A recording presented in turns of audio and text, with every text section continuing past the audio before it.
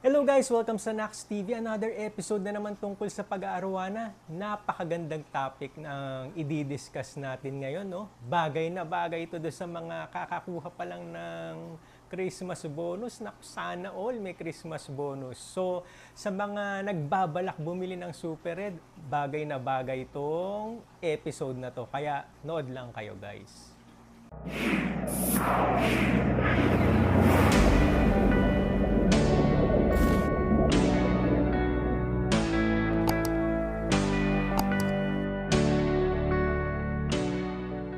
So, ang video na to is just a guide para dun sa mga nagbabalak bumili ng Super Red Arowana. So, para makapag-set kayo ng tamang expectation, no? Kasi napapansin ko yung bumibili ng Super Arowana, minsan hinahanap yung isang karakteristik.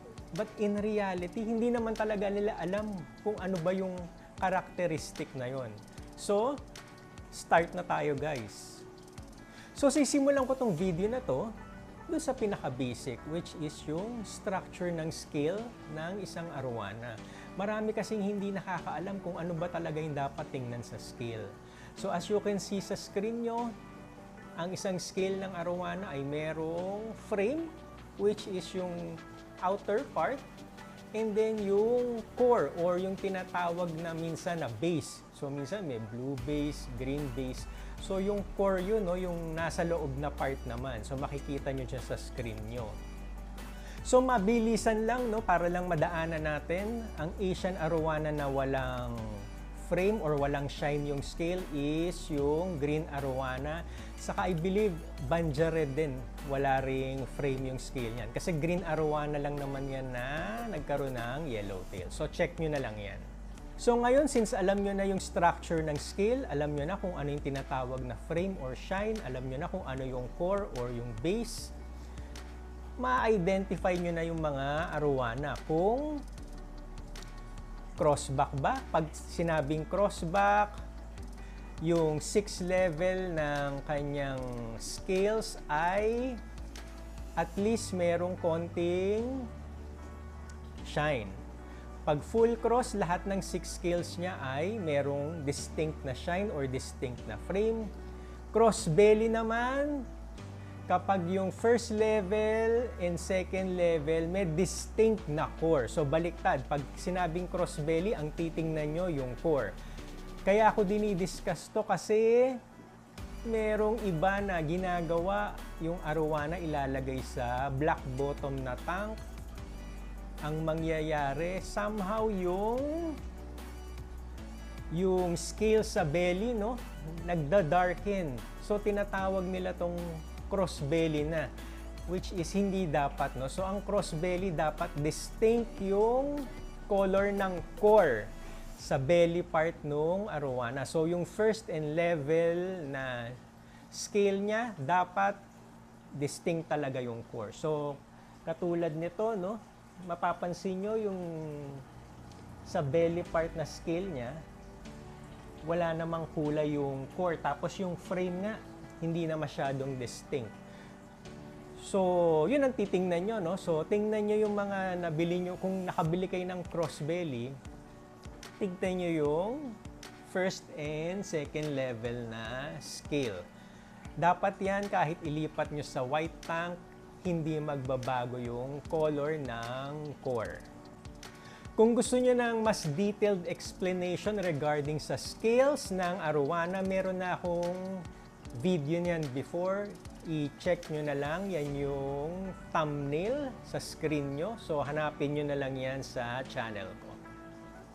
So ngayon, bakit ko ba diniscuss tong scale sa pagbili nyo ng Super Red? Kasi ang isa pang karakteristik ng scale, no, is yung pagiging thick frame and yung pagiging thin frame. So mahalaga to sa origin ng Super Red, no. Mamaya nyo malalaman kung bakit mahalaga yung malaman nyo yung thick and thin frames na yan. So abangan nyo. So ang next na i-discuss natin is yung types of Asian arowana. So kailangan daanan natin to dahil meron akong gustong i-discuss na type. So, yung pinaka-common na types are Una, yung green na na-mention ko na, yung Banja Red na na-mention ko na rin kanina, and then yung RTG, susunod na yung Malaysian Golden Crossback, and then yung Super Red nga. Ngayon sa limang yan, ang i-discuss ko lang ay yung Banjar, no? So, dun sa mga nagtatanong kung bakit wala dyan yung HBRTG at SHBRTG, check nyo na lang yung dati kong video about these types of Asian arowana. So, dito nga sa limang to, ang gusto kong i-discuss is yung Banja Red. Bakit? Para maset ko yung expectation ng mga bibili ng Banja Red or dun sa mga nakabili na rin ng Banja Red. Yung Banja Red kasi is commercially sold as usually 1.5 red. Somehow, may narinig ako 2.0 red. Meron na ring super 1.5 red. Ngayon, para nga sa akin, no, na-discuss ko na rin to sa dati kong video na yung word na red, masyado talagang confusing yan. Or masyadong mina-market yan para mabenta yung Banja Red. Para sa akin kasi talaga, dapat ang Banja Red is tinatawag na Banjar Yellowtail. So kahit anong gawin mo dyan, kahit anong grooming na gawin mo dyan, hindi yan pupula. Sad to say, hindi siya pupula, no? So, mali talaga na gamitin yung word na red sa Banjar. Dapat talaga Banjar Yellowtail. So kaya ako din i-discuss to is not to discourage you from buying Banja Red. Maganda rin naman ang Banja Red talaga kasi meron siyang sariling feature, no? Green arowana siya na may yellowtail. Kaya lang, ang masama kasi is maraming beginner sa arowana na bumibili ng Banja Red na ang expectation nila is magiging kakulay ng Super Red. Lalo na nga nauso yung marketing strategy na nilalagyan ng Super, 1.5. Yung word na Super parang nagsiset ng mas mataas na expectation sa'yo dun sa binili mong Banjar. Ang problema kasi sa Banjar, no, yung maliit na Banjar is yung juvie nila minsan mas mapula pa dun sa talagang Super Red. Kasi yung mga Super Red ko na juvie, hindi naman actually mapula eh. Pero yung mga Banja Red na binebenta, minsan ang pupula pa. So talagang makaka-confuse dun sa mga beginner na bibili ng Banja Red.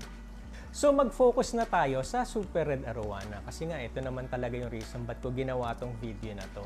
So, simulan natin sa origin. So, ano ba yung pinagmula ng Super Red? Of course, alam natin, ang Super Red Arowana galing sa Indonesia. So, 20 plus years ago, nung college pa ako, nagkaroon na ako ng interest talaga sa arowana. So, kapag nag-research ako, dial-up connection pa nun eh. Yun nga, yung Super Red Arowana is from Indonesia. And kung bibili ka ng Super Red, ang tawag lang naman sa Super Red Arowana is Super Red Arowana. Hindi katulad ngayon, dami-daming pangalan ng Super Red, no? So, mamaya na rin natin i-discuss yan. And then, nagkaroon na ng time na pumasok itong si Chili Red. Ayan. So, si Chili Red, no? Daming naghahanap ng Chili Red. Pero, pupusta ako, hindi nyo alam kung ano yung itsura ng Chili Red. So, originally, Super Red Arowana lang yung binebenta. It just so happened, through selective breeding, nagkaroon na ng tinatawag na Chili Red. So, ito na. Dito na nagsimula. Chili Red. Ano ba yung distinct characteristic nitong Chili Red? Well, as the name implies, chili nga eh. Chili Red is kakulay nung chili. Yung sili. So, ayan sa screen nyo. Yan yung chili. Kasi, yung kino-consider natin dating Super Red, siya na yung tinatawag na Blood Red. So, naging dalawa na yung masasabi nating types of Super Red, no? Yung bloody red, saka chili red. Ngayon, kaya ako diniscuss yung frame kasi ang distinguishing characteristic ng isang chili red is yung pagiging thin frame. So, ang chili red, originally chili red before, thin frame na somewhat may pagka-metallic yung core.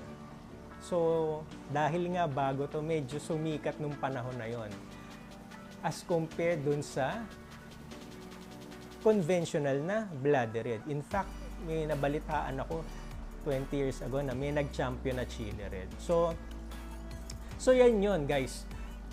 Kaya maganda malaman nyo to kasi minsan naghahanap ng chili red. Iniisip nila pag lumaki, magiging kakulay ng bloody red. Kasi hindi pa naman talaga nila alam kung ano ba yung kulay ng isang chili red. So, yun. I-set nyo yung expectation nyo. Anong kulay ba talaga yung gusto nyo kapag lumaki na yung arowana nyo? Chili red ba or bloody red? And ang isa rin dapat i-consider nyo kung chili red yung napili nyo na type ng super red na bibilihin nyo, yung pag-groom, no?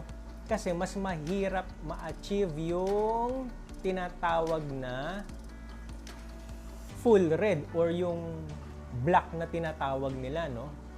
Pag nag-groom kasi kayo, yung redness nagsisimula sa frame. So, papasok yan, papunta sa core. So, just imagine, dahil nga thin frame, usually, ang chili red, mas matagal nyo ma-achieve yung tinatawag na black o yung full red na scale. So, yan ang dapat nyo i-consider. So, dahil nga mas naiintindihan nyo na yung scale, mas naiintindihan nyo na yung origin ng super red, kaya mas madali kayo ngayong makakapag-set na ng expectation sa bibilihin yung super red arowana. Kasi ngayon, ang dami na ngang mga bagong pangalan ng super red. So, nandyan na yung metallic super red, which is somehow medyo shiny yung core.